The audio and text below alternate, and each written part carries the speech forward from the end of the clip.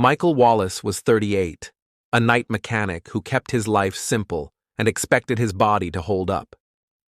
In the winter of 1999, he started complaining that something felt off. Family members noticed he looked unsteady. He coughed.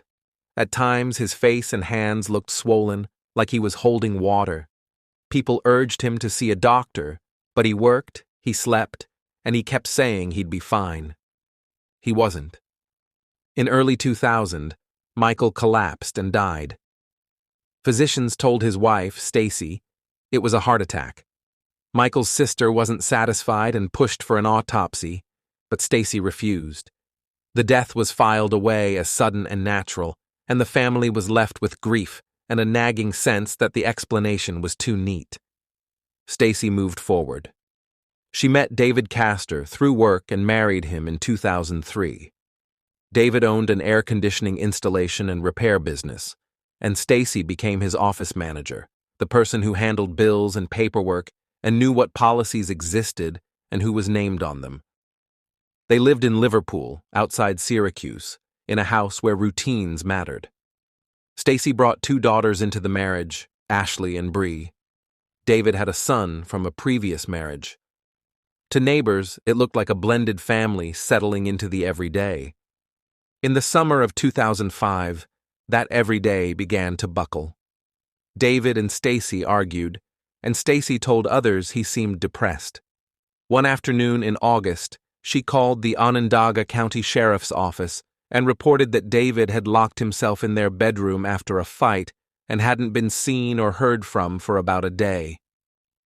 When a deputy arrived for a wellness check, the house felt wrong in a way that's hard to describe until you've stepped into it. Too quiet, too still, like the air was waiting. The bedroom door was closed. When no one answered, the deputy forced it open.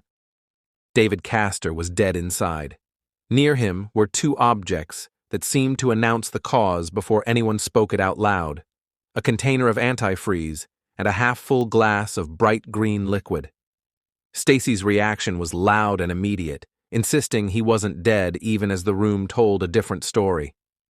The initial conclusion was simple. It looked like a suicide by antifreeze ingestion, a man choosing a brutal poison and leaving the evidence beside him. But antifreeze poisoning doesn't usually look clean. Ethylene glycol turns into crystals that damage the kidneys and drives people into severe illness. Investigators began to wonder how a man could take in enough to die without reaching for help, without leaving the kind of obvious struggle you'd expect. When they looked closer at what should have been David's last choice, the scene didn't behave the way it should.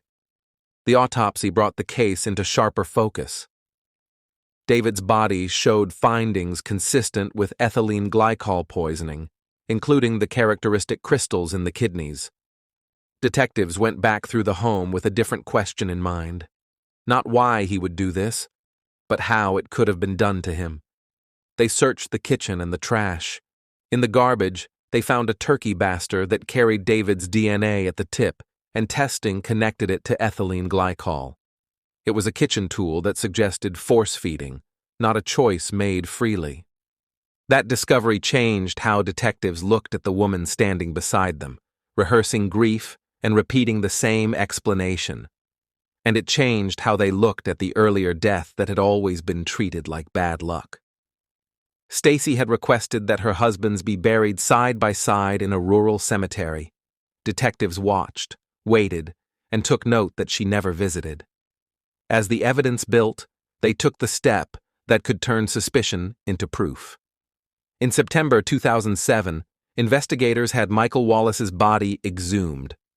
Testing found evidence consistent with ethylene glycol poisoning, the same toxic signature seen in David Castor's autopsy.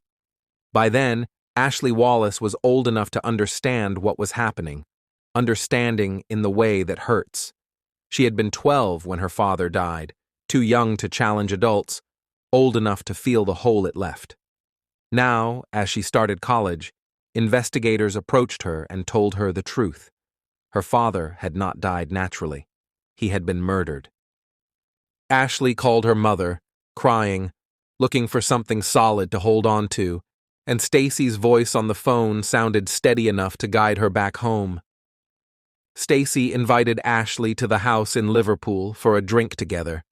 Just the two of them, the kind of private moment mothers use to reassure daughters. Ashley came because she still believed her mother was her safest person. The next day, Stacey offered her another drink, one Ashley later described as nasty tasting. Ashley didn't want it. She hesitated, but refusing her mother felt like refusing comfort itself, so she swallowed. 17 hours later, Bree found Ashley comatose in bed. She pushed for help, and Stacey called 911. As paramedics moved through the house, a typed suicide note appeared, placed where it would be found, confessing to the murders of Michael Wallace and David Castor. The note blamed Ashley. It read like someone trying to imitate a young woman's voice while forcing the words toward a single outcome: blame the daughter, erase the mother. At the hospital, tests showed Ashley had been given a combination of pharmaceutical drugs and alcohol. Doctors later said she came within minutes of dying. When Ashley regained consciousness, she told police she did not write the note. She said the last thing she remembered clearly was her mother making her an alcoholic drink, something she didn't normally do. Investigators seized the computer involved and found what the note could not hide: multiple drafts and timestamps that did not match Ashley's movements. The confession was not a spontaneous last act. It had been composed, revised, and planted. Stacey Castor was arrested in 2007. Prosecutors argued she murdered David Castor in August 2005 with antifreeze and attempted to murder Ashley in 2007 to frame her for both deaths. In court, the case was built on physical evidence, medical testimony, and the digital trail of drafts. Jurors heard about ethylene glycol, kidney crystals, and the turkey baster. They heard Ashley describe the drink and the trust that came with it. They also heard the state's motive theory, money, and control, including testimony that Stacey had changed David's will in a way that cut his son out of money he expected to receive.